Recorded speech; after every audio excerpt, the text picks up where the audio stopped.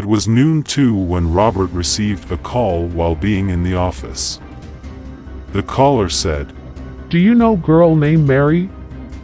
Robert told, "Yes, I know. What's the matter?"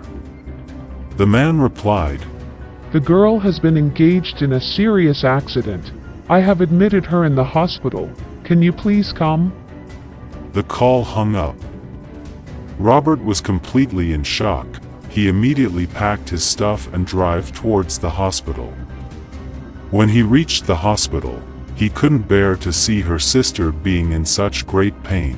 Doctor told him that her skull is badly fractured and she is in a very critical condition.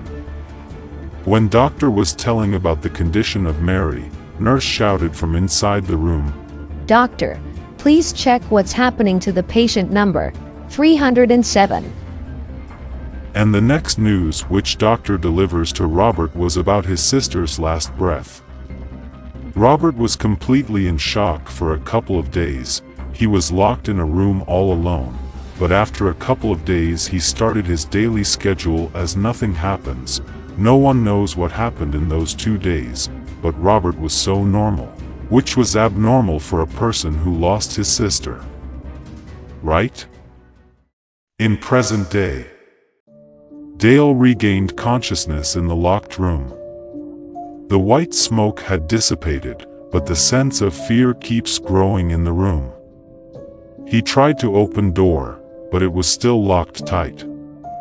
As he searched for another way out, he heard whispers in the darkness, voices that seemed to come from nowhere and everywhere at once.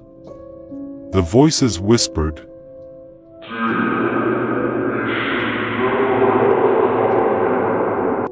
Dale's heart raced as he searched immediately for a way to escape.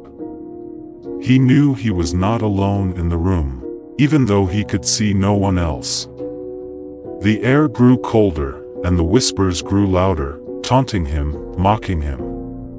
Just when he thought he couldn't bear it any longer, the door creaked.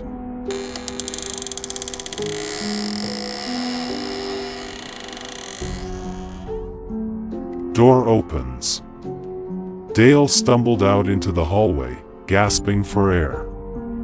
He looked around, but there was no sign of Robert.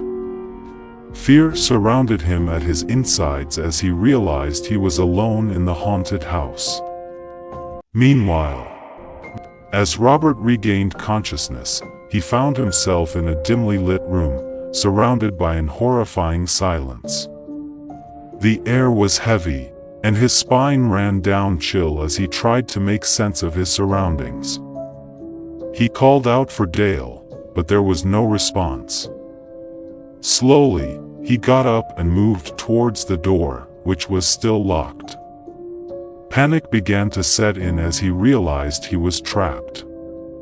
Suddenly, he heard footsteps approaching from behind him.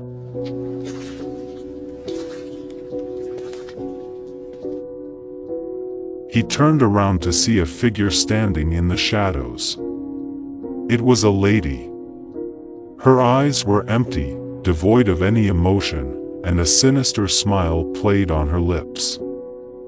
Robert was frozen in fear as she slowly floated towards him. It was no one but Mary. Robert fell down on the floor just staring towards her in a feeling of fear. Her feet not touching the ground. He tried to scream, but no sound escaped his lips. Mary reached out her hand, and Robert felt a cold grip around his throat, choking him. He struggled to break free, but her grip was strong. She whispered in his ear, her voice chilling to the bone, "You shouldn't have come here, Robert. This is my domain now."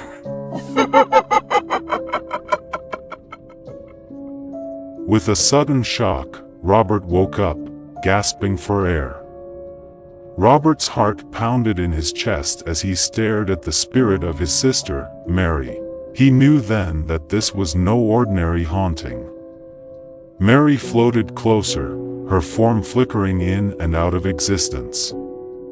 Robert backed away, fear gripping him. Suddenly the door opens, Robert sees, and started running, kept looking behind him, to check whether she was coming. And suddenly Mary appears in front of him, shouting, You abandoned me, Robert. You left me to die alone. Now, you will pay. You will pay every penny.